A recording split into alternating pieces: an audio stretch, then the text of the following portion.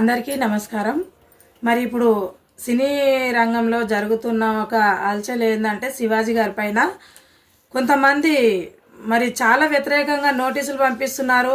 మరి ఎవరో ఎందుకైతుంది, మన ఉమెన్ కమిషనరు నేరెళ్ళ శారద గారు శివాజీ గారి పైన ఉన్నంత ఒక మీకు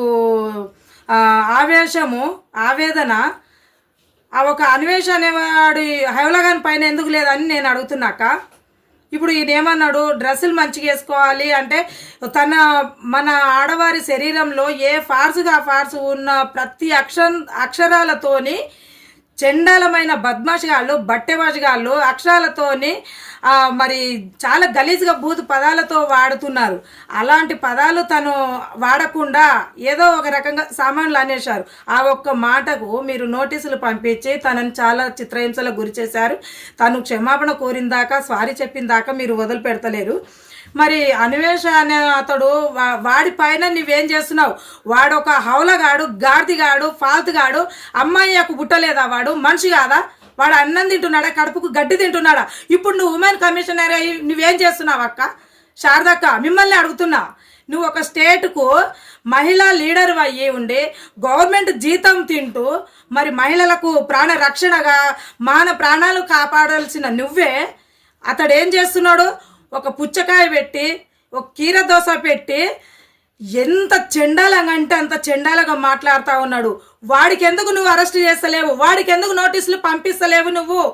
అంటే నువ్వు సపోర్ట్ చేసేది ఎలాంటి వాళ్ళకక్క చెప్పండి. మేము కూడా ఒక మహిళలుగా, సామాన్య మహిళలుగా, మరి ఒక స్టేట్ లీడర్గా మేము కూడా మిమ్మల్ని అడుగుతున్నాము.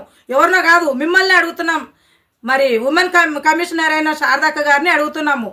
ఒకప్పుడు ఏదో ఒక ఫంక్షను రేణు దేశాయ్ గారు, పవన్ కళ్యాణ్ భార్య అయిన రేణు దేశాయ్ గారు ఇదే అనసూయ వెళ్తే రేణు దేశాయ్ గారేమో ఒంటి నిండా మంచి చీర కట్టుకొని చక్కగా వెళ్ళింది.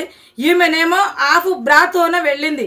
అంటే అక్కడ ఇక్కడ ఉన్నంత ఒక తేడా చూడండి. మీరు ఒకసారి అర్థం చేసుకోండి. ఒక మహిళ ఉండి ఫంక్షన్కి ఎలా వెళ్ళాలి, మరి వేరే చోటికి వెళ్తే ఎలా వెళ్ళాలనేది కొంతమందికి తెలుసు. మనలాంటి వాళ్ళని చెప్తున్నాము.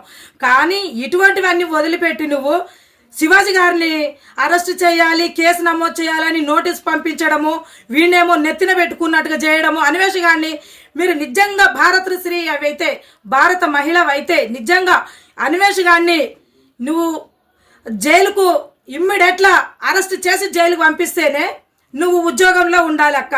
లేకపోతే నువ్వు రాజీనామా చేసి మాత్రం వెళ్ళిపోవాల్సిందే. మేము ఖచ్చితంగా చెప్తున్నాము.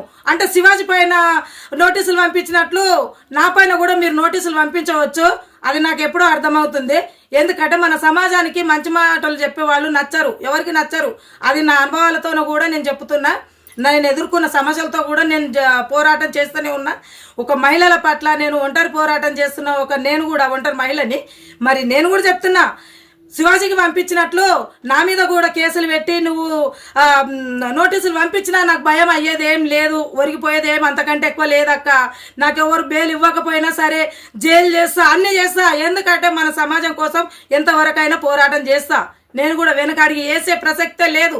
కానీ ఇమ్మీడియట్లా మీరు అన్వేష్ గారిని జైలు పంపిస్తేనే బాగుంది. లేకపోతే నీ ఉద్యోగానికి రాజీనామా చేయాలని నేను డిమాండ్ చేస్తా ఉన్నాను. జై భీమ్.